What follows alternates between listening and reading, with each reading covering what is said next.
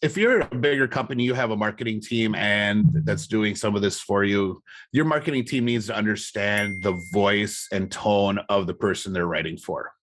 And that's really key. We have one of my clients, and we actually have a podcast together now. He swears like a sailor. He was a Marine, so it makes sense. But so when I do emails for him, I told him once, I love doing writing content for you because I get to swear. I get to drop an F-bomb in business emails. This is awesome. So, but our best email, the one that everyone clicks on and replies to, is the second email in a welcome string for his Facebook group. And the subject is, I'm sorry, I'm an ass. And then it's, hey, sorry, I was so excited to have you in the group. I forgot to introduce myself. Here's some stuff about me. I want to hear this about you. And we get people replying back to him saying, oh, we don't think you're an ass, Donnie. This is awesome. We love it. Blah, blah. You're all good. And they reply. And I'm like, did you not see the giant, opt-out block at the bottom that's mandatory that lets you know it's an automated email? They think it's him because it sounds like him and it's something he would say. So it's really key when you're writing these out, not to get your marketing voice on or to get your corporate sounding voice on. Write like you talk. If you normally type and there's a couple grammatical errors or you don't use commas appropriately, do it that way. I have a couple of his followers that just get completely annoyed because we'll not use a comma right in a couple places just because that's how he writes. And we want it to look like it's actually him sending stuff and not me. Yeah. Because I write completely different. He is a high D, I'm a high C, total different writing styles. But it has to feel like it's coming from you. So a lot of our emails, we don't even put any of the HTML stuff in. There's no fancy background, not a lot of images. It looks like you were typing it away on your email client. And that is huge. There's ones where you need the HTML and make it fun and cool looking, but other ones, if you're just sending information, you want it to feel like it's you sending it to them, get rid of all the extra stuff and just have it, hey, Sarah, and then your content and then the signature block like you would do in a normal email and send it away. And that works great. I like to think everyone's smart and knows what is an automated email and what's not. But they're not all that smart. Not everyone recognizes that, oh, this is automated. This isn't a real email. This is spam, or this is, that type of email.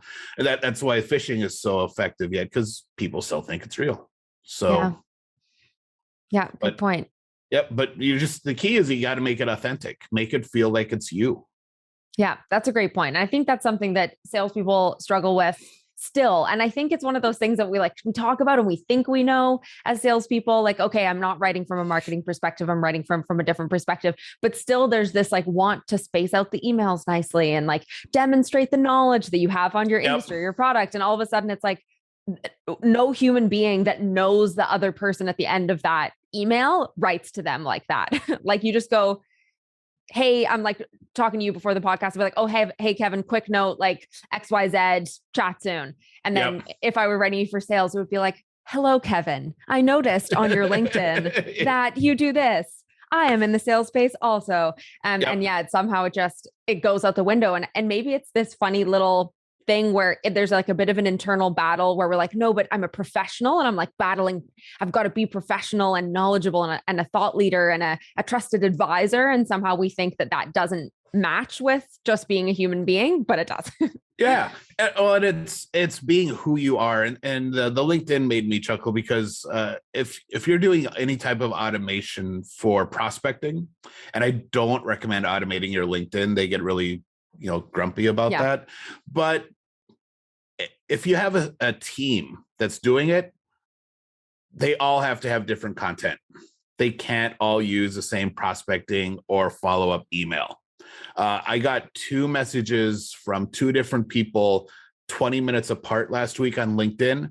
They were exactly the same. There was not even a difference in punctuation or spacing. It was all exactly the same. And I looked and oh, so one's a director and one's a sales guy. I'm like, all right, you two should talk. So But yeah, you got to have it make it sense for each of you, and then use your personality. It's like the swearing thing, Donnie, and now it's just fun for us to see what we can get away with for language. But there will be people who will come up to Donnie. It's like, well, you'd generate a lot more business and revenue if you stop swearing. We're doing pretty good.